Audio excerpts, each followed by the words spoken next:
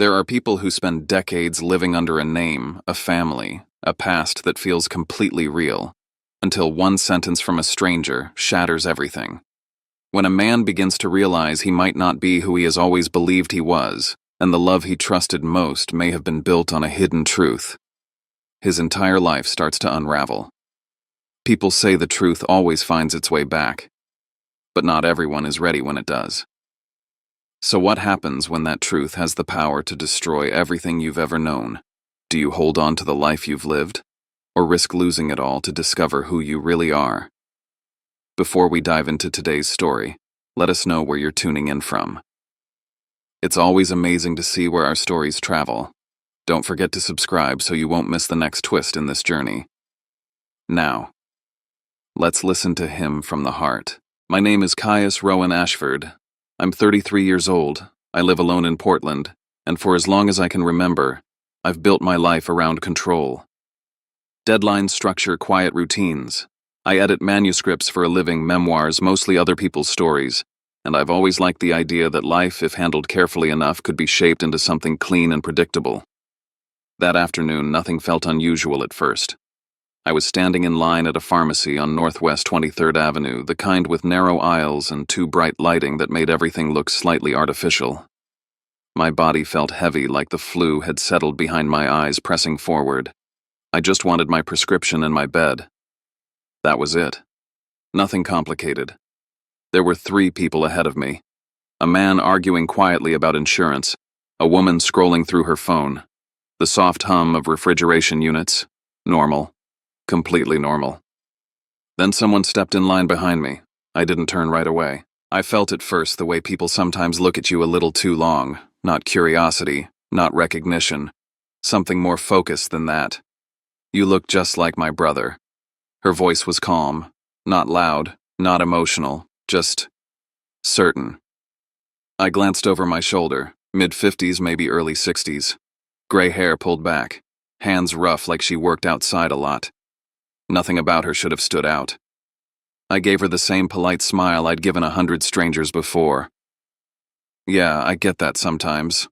But she didn't smile back. Her eyes didn't soften. If anything, they sharpened like she was studying me, lining up details, confirming something piece by piece. He went missing 25 years ago, she said. That was the moment something shifted. Not around us. The pharmacy stayed the same, machines, beeping, people moving, the cashier calling out the next name. But inside my head, everything slowed down. Like someone had turned the volume down on the world and left just her voice intact. I let out a small, awkward laugh. The kind you use to deflect something that doesn't make sense. That's a long time.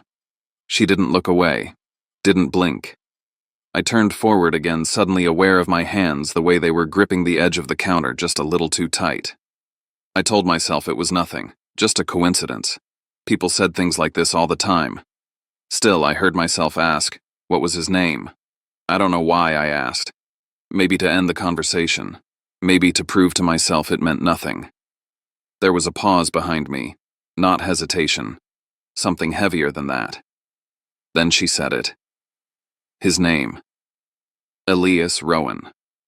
The bottle slipped out of my hand before I could stop it. It hit the tile with a sharp crack that felt louder than it should have. A few people glanced over. The cashier asked if I was okay. I nodded automatically, crouching down to pick it up, but my fingers didn't quite work right. They felt disconnected, like they belonged to someone else. Elias Rowan. I had never heard that name before. I was sure of it. And yet something inside me reacted like it had been waiting for it. Not recognition. Not exactly. Something deeper. Something physical. A pull I couldn't explain. I stood up, handed over my prescription, paid without really processing the numbers on the screen. I didn't look at her again. I couldn't. Because part of me was afraid she'd still be watching, and part of me was afraid she wouldn't be. I walked out of the pharmacy into the gray Portland afternoon, the air cool against my skin, grounding in a way nothing else was. But it didn't help. The name stayed. Elias Rowan. It echoed in my head all the way home, threading itself through every thought, every attempt at distraction. I tried to tell myself it was nothing. A coincidence. A stranger projecting grief onto a face that happened to resemble someone she lost. That was the logical explanation. That was the explanation I should have accepted. But logic didn't explain the way my chest tightened every time I repeated the name. It didn't explain why it felt close. Too close. By the time I reached my apartment, unlocked the door, and stepped inside, something had already changed. Not dramatically. Not visibly. Just enough. Like a hairline crack in glass. Small. Almost invisible. But once you saw it, you couldn't unsee it. And you knew eventually it would spread. I didn't sleep that night. Not even for a minute. At first I lay in bed staring at the ceiling, trying to force my thoughts into something rational. People misidentify others all the time. Faces overlap. Memory distorts. Grief makes people see what they want to see. That was all it was. It had to be. But every time I closed my eyes, I heard it again. Elias Rowan. Around 2 in the morning, I got up. The apartment was quiet in that heavy late-night way where every small sound feels amplified. The refrigerator humming. The faint creak of the floorboards under my steps. Familiar noises. Safe noises. I walked into the bathroom and turned on the light. For a second, I just stood there staring at my reflection. I had seen this face every day for 33 years. In mirrors, in photos, in passing reflections on windows. There was nothing new about it. And yet that night, it felt unfamiliar. Like I was looking at a version of myself I hadn't fully examined before. I leaned closer, my eyes, my nose, the slight asymmetry in my jaw, and then almost without thinking, I shifted my focus to the small scar at my temple. I knew that scar, or at least I knew the story. I'd fallen off a swing when I was a kid. My parents rushed me to urgent care. My mom held my hand while they stitched it up. I'd heard the story enough times I could repeat it word for word. But standing there staring at it in the harsh bathroom light, I realized something that made my stomach tighten. I didn't remember it. Not the fall, not the pain, not the hospital, just the story. I stepped back slightly, a quiet unease settling in. That wasn't unusual, I told myself. People forget early memories all the time. Childhood is blurry. That's normal. Except, how far back did that blur go? I tried to pull something up. Anything specific. A moment, a sound, a feeling. Nothing came. Just fragments of things I knew had happened because I'd been told they happened. That was when I turned away from the mirror and walked into the living room. I crouched down by my desk and pulled open the bottom drawer. Inside was a small external hard drive. I hadn't touched it in months. Family photos, scans, old backups. I plugged it into my laptop, the screen lighting up the room with a soft blue glow. The folders loaded slowly. Birthdays, holidays, random snapshots. I clicked on the earliest one. A photo opened. I was sitting cross-legged in a park wearing overalls, holding what looked like a melting popsicle. The file name read birthday_04. 4 years old. I clicked the next one. And the next. And the next. Different settings. Different clothes. Same age range. 4. 5. 6. I scrolled back up. There was nothing before that. No baby photos. No hospital pictures. No first steps. No first birthday. Nothing. I leaned back in my chair, my heartbeat picking up just enough for me to notice. That didn't make sense. Even people who lose things, who move, who go through accidents, there are always traces, copies, relatives who kept something. A single surviving photo. I had none. The explanation had always been simple. A house fire. Before I could remember. Everything destroyed. I'd accepted that without question. But now sitting there in the dim light, it felt convenient. Too convenient. I minimized the photo folder and opened another document. My personal records. I scrolled until I found it. My birth certificate. I had a copy saved from when I applied for my passport years ago. I opened the file. At first glance, it looked normal. Official seal. Typed information. My name. My parents' names. But the longer I stared at it, the more something felt off. The paper didn't look aged. The formatting felt newer than it should have been. A memory surfaced. Standing at a counter years ago, holding this exact document, thinking briefly how clean it looked. Like it hadn't been handled much. Like it hadn't existed for long. I hadn't questioned it then.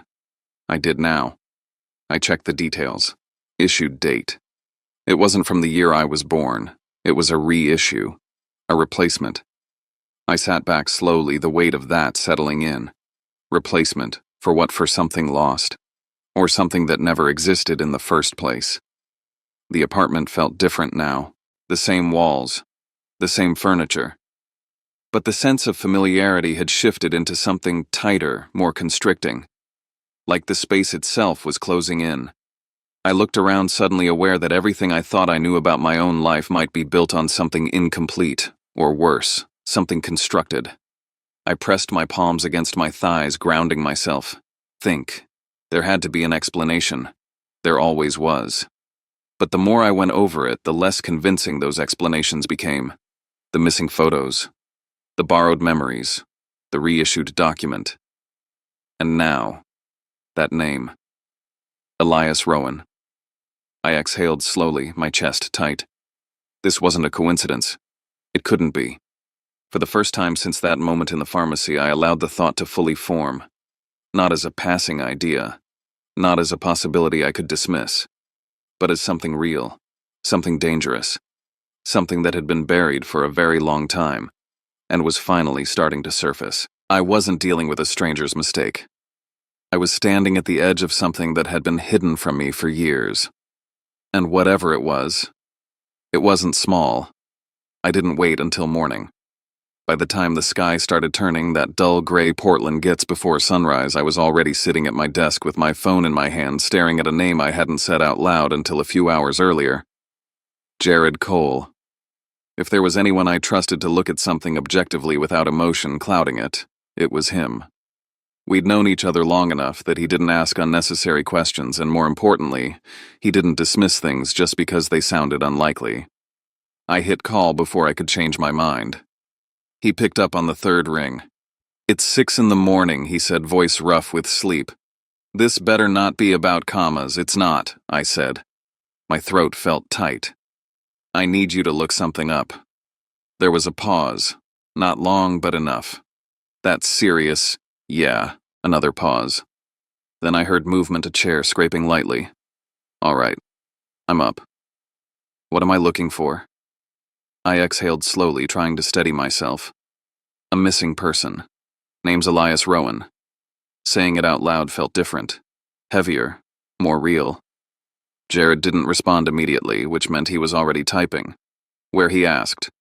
"Oregon. Late 90s, I think." "Okay, hold on." I could hear the faint clicking of keys, the hum of his computer. I leaned back in my chair, staring at nothing, listening to the sound like it was the only thing anchoring me to something stable. "All right," he said after a minute. "Got something." My chest tightened. "Elias Rowan," he continued reading. "Reported missing June 1999. Eugene, Oregon. Age 7 at the time." 7. I closed my eyes for a second, letting that settle. "Keep going," I said. "There's coverage," Jared said. "Local news, some regional pickups. Family pushed hard for it. It didn't just disappear into a file somewhere." "Family?" I asked. "Yeah. Older sister, looks like. Clara Rowan. She kept it active for years. There's a couple of follow-up pieces. Anniversaries, public appeals. She didn't stop." The name landed immediately. Clara. The woman in the pharmacy. "Send me everything I said." "I already am," he replied. "Check your email." I hung up without another word and turned to my laptop just as the notification came through. Files loaded one by one. Articles, scanned clippings, grainy images pulled from old broadcasts. And then, a photograph. It opened full screen. A boy, maybe 7 years old, standing slightly off-center like he hadn't been paying attention when the picture was taken. Light hair unevenly cut. A faint, almost hesitant smile. My body went still. It wasn't a resemblance. It wasn't the kind of vague similarity people point out just to make conversation. It was exact. Not identical in a way that felt impossible, but close enough that the differences didn't matter. The shape of the face, the spacing of the eyes, the angle of the jaw. I leaned forward without realizing it, my gaze locking onto the image, like if I looked away it might disappear. Then I saw it. The scar. Right at the temple. Same place. Same slight curve. A detail too specific to explain away. I felt something drop inside me. Not fear. Not yet. Something heavier. More final. I had spent the last day asking myself if this was coincidence. Staring at that photo, I stopped asking. Because the question had changed. If I wasn't just similar to him. Then what did that mean about me? I dragged the cursor across the screen, pulling up another image. This one showed him sitting on a small set of wooden steps holding something in his hands I couldn't quite make out. I stared at it longer than I should have, trying to find something that didn't match, something that would break the connection. There was nothing. My reflection flickered faintly in the black border of the screen overlaying his face for just a second. And for that second, there wasn't a difference. Just a shift in time. I leaned back slowly, my chest tightening. If I'm him, I said quietly, not even realizing I'd spoken. Jared must have still been on the line through my laptop because he answered immediately. Then where have you been for 25 years? The question hung there. Simple, direct, unavoidable. I ran a hand over my face, trying to push the thought away, but it stayed. If this was real, then my life didn't start where I thought it did. It started somewhere else. And whatever happened in between had been taken, or hidden, or both. I looked back at the files. There was a profile page. Clara Rowan. Age listed. Location updated. Portland. Of course. I sat there for a long moment staring at her name. She hadn't stopped looking. Not for a year. Not for 5. For 25. And yesterday she had looked at me like she had finally found what she'd been searching for. I opened a new message. My fingers hovered over the keyboard. Then I started typing. Hi, this is Caius. We met yesterday at the pharmacy. I paused, deleted it, started again. Hi, this is the man you spoke to yesterday. I think we need to talk. I stared at the words, my hands trembling just slightly. Because I knew what sending that message meant. It meant I wasn't turning away from this. It meant I was stepping directly into it. I hit send, and as the message disappeared from the screen, the last bit of distance between me and the truth went with it. I wasn't wondering anymore. I was waiting. And for the first time since this started, the fear wasn't vague. It was clear. Whatever came next had the power to take everything I thought I was and replace it with something I wasn't ready to face. We agreed to meet the next morning. Clara suggested somewhere quiet, neutral, somewhere I could leave if I needed to. I chose a cafe downtown tucked between 2 older buildings where the foot traffic thinned out after the morning rush. It felt contained, predictable, like I could control at least one variable in a situation that was quickly spiraling beyond that. I got there early. 10 minutes turned into 15, then 20. I picked a table in the corner, one with a clear view of the entrance. My back was to the wall. I didn't realize I'd done that until I was already sitting. I kept checking the door. Every time it opened, my attention snapped up. My hands wouldn't stay still. First the edge of the cup, then the napkin, then my phone. Small movements over and over like my body was trying to burn off the tension building under my skin. Then the door opened again. And this time it was her. Clara stepped inside, scanning the room once before her eyes landed on me. That same look. Focused. Certain. But now, there was something else beneath it. Careful hope. She walked toward me slowly, like any sudden movement might break something fragile between us. I stood up out of instinct, not knowing what else to do. We didn't hug. Didn't shake hands. We just stood there for a second, both of us trying to measure something we didn't have the words for yet. Thank you for meeting me, she said. Her voice was softer than I remembered. I wasn't sure I would, I admitted. She nodded once, like she understood more than I'd said. We sat. There was a brief silence before she reached down and pulled a thick folder out of her bag. She didn't open it right away. Instead, she looked at me again, slower this time, taking in details, confirming them. I need you to hear everything, she said. From the beginning. I nodded. So she began. She told me about the day her brother disappeared. The exact day. The exact time. The weather. The smell of grass. The sound of a phone ringing inside the house. She had gone inside for just a few minutes. That was all it took. When she came back out, he was gone. No broken fence. No open gate. No sign of a struggle. Just absence. I listened without interrupting, my hands resting flat against the table, grounding myself in something solid. He was right there, she said quietly. On the swing set. I could see him from the kitchen window. Her voice didn't break. That was what made it worse. He didn't wander, she continued. He didn't leave on his own. Someone took him. She said it like a fact, not a theory, a certainty built over years of replaying that moment. She opened the folder, carefully like she had done it 1,000 times. Inside were newspaper clippings, old photos, flyers with faded ink. She slid one across the table. I looked down. It was the same image I had seen the night before. But this time it wasn't on a screen. It was real, worn at the edges. Handled, held onto. I swallowed, forcing myself to keep looking. She placed something else beside it. A small object. Plastic. Slightly scratched. A toy car. I didn't reach for it right away. I just stared at it. Then slowly I picked it up. The moment my fingers closed around it, something shifted. Not a memory. Not an image. A feeling. Warm. Familiar. Immediate. Like my body recognized it before my mind could catch up. My grip tightened without me meaning to. I set it back down quickly, my breath coming a little faster now. I started, but the words didn't come out right. I know, she said gently. You might not remember. Might not. Not couldn't. Might not. I looked at her. Why are you so sure? I asked. She held my gaze. Because I've spent 25 years looking for him, she said. And I've never been wrong about what he looked like. There was no arrogance in it. Just conviction. She reached into the folder again and pulled out a few more papers. These are tips, she said. Things people sent over the years. I skimmed them. Most were vague. Unconfirmed sightings. Dead ends. But there was a pattern.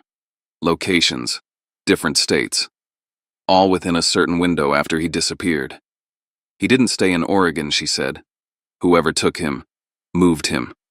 The words landed hard. Because my parents had moved. Around that time. I felt my stomach tighten. If that wasn't coincidence, then this wasn't just about identity anymore. It was about something much bigger. She reached into her bag one more time. This time what she pulled out was smaller, simpler. A box. She set it between us. Inside was a DNA test kit. I already did mine, she said. I'm not asking you to believe me. I stared at it. At how ordinary it looked. A plastic tube. A label. Instructions. Something that simple shouldn't have the power to change everything. But it did, because I knew what it could confirm. Or destroy. I didn't touch it. Not yet. Because the moment I did, there would be no going back. And for the first time since all of this began, that thought didn't feel abstract. It felt immediate, real, final. I didn't take the test right away. I brought it home and set it on the kitchen counter where it sat untouched for hours. Then for a day. Then another. It wasn't fear in the way people usually think of it. I wasn't pacing, wasn't panicking. If anything, I was too still. Moving through my routine like everything was normal, even though every part of me knew it wasn't. Coffee in the morning, emails, edits, deadlines, the same life. But underneath it, something had shifted permanently. Every time I passed the counter, I saw the box, small, ordinary, final. I told myself I needed more information before I did anything irreversible. That I wasn't avoiding it, just delaying it for a reason. That was when I called Jared again. I need you to keep digging, I said. I already am, he replied. No hesitation this time. What exactly are we looking for? My parents, I said. The words felt strange coming out. Anything about how they got me. There was a pause. Not confusion. Just recalibration. "All right," he said. "Send me everything you have. Names, addresses, dates. I'll cross-reference." I pulled together what I could. Old records. Addresses I remembered growing up. Bits of information that had always felt insignificant. He worked faster than I expected. By the end of the day, my phone buzzed. "Okay," he said. "This is where it gets weird." I sat down slowly. "There's no adoption record." He continued. "Nothing. No filing, no agency, no court approval. Legally, you don't exist in that system." I stared at the wall in front of me, not fully processing. "That's not possible," I said automatically. "It is, if it didn't happen legally," he replied. The words landed heavier than anything else so far. Not adopted, not documented. Just there.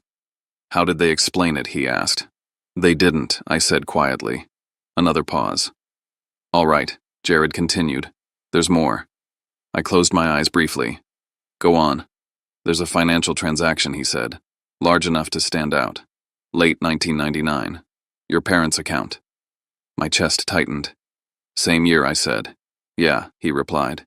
"Same year." I leaned forward, elbows on my knees, trying to keep my breathing steady. "What kind of transaction transfer?" he said. "Private account. No business attached. And here's the part you're not gonna like." I didn't say anything. That account ties back to a name that's come up before. Not in anything clean. More like investigations that never went anywhere. Possible involvement in child transfers. Nothing proven. But enough smoke. I felt something shift again. Not just who I was, how I got here. This wasn't a mistake. It wasn't a misunderstanding. It was something done. "Keep going," I said. "There's also a relocation," he added. "Right after that. Your family moved out of state within months. No clear reason. No job change tied to it. Just gone." I sat there, the pieces lining up whether I wanted them to or not. The timing, the money, the move, and me. The question I'd been asking myself, who am I, started to feel incomplete. Because now there was another one underneath it. What was done to me, I stood up abruptly and walked into the kitchen. The box was still there, waiting. I picked it up this time. It felt lighter than I expected. That almost made it worse. I didn't open it right away. I just held it, staring down at it, thinking about everything Jared had just said. If my parents knew, if they had even suspected, then this wasn't just about love. It was about choice. About what they chose not to question. What they chose to accept. I exhaled slowly, then grabbed my keys. I didn't think about it anymore. If I stayed in that apartment, I would keep circling the same thoughts, never moving forward. I needed to finish this part. I drove back to the cafe. Clara was already there when I arrived. She didn't look surprised to see me. Just ready. I sat down across from her and placed the box on the table. "I'll do it," I said. She nodded once, like she had been expecting that answer all along. No relief, no celebration, just quiet understanding. We didn't talk much after that. There wasn't anything left to say that mattered more than what was about to happen. I opened the kit, following the instructions with hands that were steadier than I expected. Swab, seal, label, simple steps. Each one felt like it carried more weight than it should. When I finished, I held the sample in my hand for a moment longer than necessary, because I understood what I was doing. I wasn't just looking for answers. I was dismantling the only identity I had ever known. I handed it over. Clara took it carefully, like it was something fragile. "Thank you," she said. I nodded, but the word didn't register, because by then it was already done. There was nothing left to delay. No more space between me and the truth. Just time. And whatever came with it. When I got back to my apartment that night, everything looked exactly the same. But it didn't feel the same. Because now I knew I wasn't waiting to find out who I was. I was waiting to see how much of me would still exist when the answer came. The email came on a Monday. No warning. No build-up. Just a notification on my screen while I was sitting at my desk, halfway through editing a manuscript I hadn't actually been reading for the past 20 minutes. "Your DNA report is ready." I stared at the subject line longer than I should have. Then I clicked it. No music. No dramatic pause. Just data. Percentages. Matches. Clean clinical information that didn't care how it would land. I scrolled once and stopped. 99.9%. That was it. No ambiguity, no interpretation, just confirmation. I sat there, my hand still on the mouse, my body completely still. I had expected something. A reaction, shock, anger, relief. There was nothing, just a quiet, hollow shift, like something foundational had been removed and everything else was still trying to adjust to the absence. I leaned back, slowly staring at the ceiling. Elias Rowan. Not a possibility anymore. Not a theory. A fact. I closed my eyes, but that didn't help. Because the moment I did, everything I had lived as Caius didn't disappear. It stayed. All of it. My work, my habits, my memories. They were still real, just not complete. That was the part that settled in next. Caius didn't vanish. He just wasn't the whole story. My phone buzzed. Jared. I didn't pick it up right away. I already knew what he was going to say. I answered anyway. You saw it, he asked. Yeah. A brief silence, then he exhaled. All right. Then you need to see this too. My email refreshed. Another file came through. More data. Financial records, movement logs, dates aligned side by side. I opened it, and there it was, clear as anything. The transaction, the relocation, the timeline matching exactly with the year Elias Rowan disappeared. No gaps, no contradictions. Everything fit. Too well. I felt something tighten in my chest again, but it wasn't panic. It was clarity. The stories I had grown up with, the ones that filled in my early years, weren't there to explain anything. They were there to replace something. To cover what had been removed. I stood up slowly and walked toward the window. Outside, nothing had changed. People moved. Cars passed. Life went on. But inside, everything had shifted into a new shape. I wasn't adopted. I wasn't found. I was taken from one life and placed into another, and then raised in it long enough that it became real. That realization didn't come with anger the way I expected. It came with something more complicated. Because the people who raised me, they had loved me. That part wasn't false, but the foundation it stood on was. I turned away from the window and went back to my desk. I printed the DNA report, then the files Jared had sent, page after page sliding out of the printer with a mechanical rhythm that felt almost too normal for what it contained. I stacked them neatly, organized, controlled. It was the only thing I could still control. Then I reached for my keys. There was only one place left to go. One conversation that couldn't be delayed any longer. Before I left, I paused in the middle of the apartment, looked around, the couch, the desk, the shelves. Everything was exactly where it had always been. Nothing had moved, nothing had changed, except me. And I knew as I stepped toward the door that when I came back, if I came back, this place wouldn't belong to the same person anymore. The drive to Seattle felt longer than it should have. I had made that trip dozens of times over the years. Holidays, random weekends, quick visits that never meant much beyond routine. The road was familiar enough that I could have driven it without thinking. This time I noticed everything. Every mile marker. Every turn. Every stretch of empty highway that gave me too much time to think. The folder sat on the passenger seat beside me. Printed pages, clean, organized, controlled. Proof. I kept glancing at it without meaning to, like it might change if I looked away too long. It didn't. Nothing was going to change what was in there. By the time I pulled into the neighborhood, my hands felt steady again. Not calm. Just decided. The house looked exactly the same. Neatly cut lawn. White door. Curtains drawn just enough to keep things private without feeling closed off. Everything about it had always suggested stability, order, safety. I parked the car and sat there for a moment looking at it, trying to remember what it used to feel like to come here. I couldn't. Not in the same way. I grabbed the folder and walked up to the door. I didn't knock twice, just once. Firm. My mom opened the door. Her expression shifted the second she saw my face. The usual warmth didn't land. It flickered, then gave way to something sharper. Concern. Confusion. "Caius," she said. "What are you?" "I need to come in," I said. She stepped aside without another word. My dad was in the living room sitting in his usual chair, the newspaper folded on the coffee table in front of him. He looked up as I entered, his posture straightening just slightly. "Hey," he said too casually. "Didn't know you were coming." I didn't answer. I walked past him and set the folder down on the dining table. The sound of it landing was louder than it should have been. Both of them watched me now, waiting. I opened the folder and slid the first page across the table. The DNA report. Then the rest. Financial records, dates, movements. I didn't explain anything, I didn't need to. The silence stretched.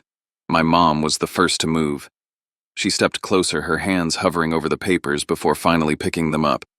I watched her eyes move across the page, her expression tightening with every line. My dad didn't reach for anything. He stayed where he was, watching me instead. "What is this?" My mom asked, her voice already starting to shake. "You tell me," I said. She looked up at me, searching my face like there was still a version of this conversation that could go differently. "There has to be a mistake," she said quickly. This doesn't make sense." "It makes perfect sense," I replied. My dad stood up slowly. "What are you saying?" he asked. I met his gaze. "I'm not your son," I said. The words landed flat, not dramatic, not loud, just final. My mom let out a small broken sound and shook her head. No, that's not Caius. We raised you. I know," I said. "That's not the part I'm questioning." I pointed to the documents. "That is." My dad stepped forward now, picking up the papers, scanning them quickly. His jaw tightened, but he still didn't look surprised. That was the first thing I noticed. Not shock. Recognition. "What is this about?" he asked again, but there was less certainty in it now. "There's no adoption record," I said. "No legal process. Nothing that explains how I ended up here." My mom's hands were trembling. "We were told by who I cut in." She hesitated. "That was all I needed." "A friend of a friend," she said finally. "We were told there was a child who needed a home. That he had been left behind. That no one was coming for him. And you didn't question that I asked." Her eyes filled, but she didn't look away. "We did, at first. But we were desperate. We had been trying for years. And then suddenly you had me. I finished." She nodded, tears slipping down her cheeks. "We thought we were doing the right thing," she said. "We thought we were saving you." I let that sit for a moment. Then I pointed to another page. "The money," I said. "The transfer. Same year a 7-year-old boy disappeared from Eugene." My dad's grip tightened on the paper. "That's not what you think," he said. "Then tell me what it is," I replied. He didn't answer right away. Instead, he looked at my mom. She looked back at him. And in that silence, something passed between them. Something they had never said out loud before. "She knew," I said quietly. My mom's shoulders collapsed slightly. I suspected she admitted. Not everything. But enough to know it wasn't clean. I turned to my dad. "And you?" He exhaled slowly, running a hand through his hair. "I didn't want to know," he said. "That was it. No excuse, no justification. Just a decision." I felt something tighten in my chest, not sharp, not explosive, just heavy. "You had a choice," I said. "Both of you did. We loved you," my mom said, stepping closer. "From the moment you came into our lives, we loved you." I believe that, I said. And I did. That was the problem. Because it meant this wasn't simple. It wasn't just right or wrong. It was both. "You loved me," I continued, "but you never asked where I came from. You never asked who I was before you." Her face broke completely at that. "We were afraid," she said. "Of what I asked. Of losing you," she whispered. I nodded slowly. "There was another family," I said. "One that didn't get a choice." Neither of them responded. because there was nothing to say to that. I stepped back, putting distance between us. "I'm not calling the police," I said. Both of them looked up sharply. "Not right now," I added. "But I can't stay here. I can't pretend this is the same." My mom reached for me but stopped halfway. "What does that mean?" she asked. "It means I need space," I said. "Time.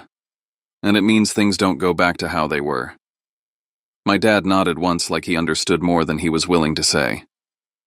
My mom just stood there, her hand still suspended in the air. I picked up the folder, turned, and walked out.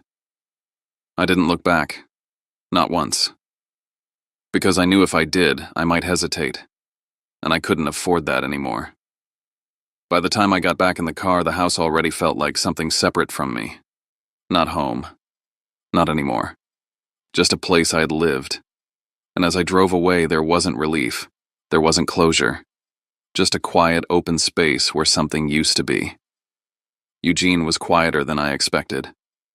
Or maybe I was just hearing it differently. The streets felt slower, the air lighter, like the city wasn't carrying the same weight I had been dragging with me for days.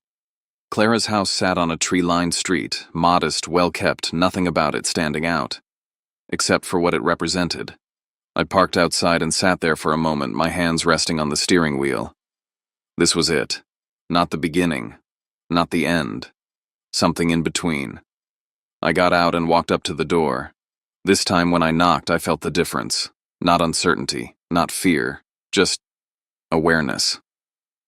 Clara opened the door. Her expression softened the moment she saw me, but she didn't move too quickly. Didn't reach out. She just stepped aside. "I'm glad you came," she said. I nodded and walked in. The house felt lived in. Photos on the walls. Bookshelves filled unevenly. Small signs of time passing in a place that hadn't tried to erase anything.